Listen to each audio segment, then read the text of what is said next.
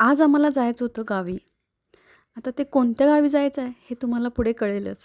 हाय, hello, नमस्कार सर्वांना. स्वागत आहे तुमच्या माझ्या व्लॉगमध्ये. चहा घेतला आणि जेवण करून आम्ही निघालो.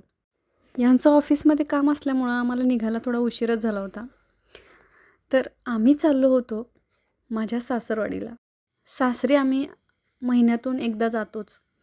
मस्त वाटतं तिकडे गेल्यानंतर, भारी वाटतं. हे तुम्ही बघताय हे आहे केळोशी धरण किंवा तुम्ही केळोशी डॅमही बोलू शकता याला.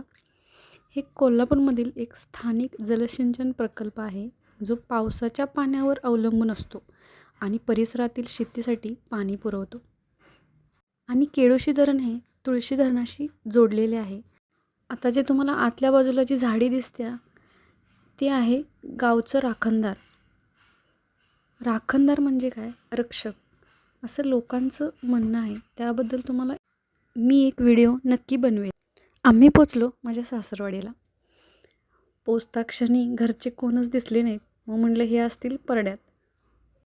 आता परडा म्हणजे ही गावठी भाषा आहे. त्याला घरच्या पाठीमागची बाजू असे म्हणतात. यांचं तर इकडं काम चालू होतं. आम्हाला बघितल्यानंतर ते खूप खुश झाले. ही आहे माझी सासू आणि तिकडे गेली ती आहे माझी जाऊ. चला तर भेटू मग नेक्स्ट व्लॉगमध्ये. बाय.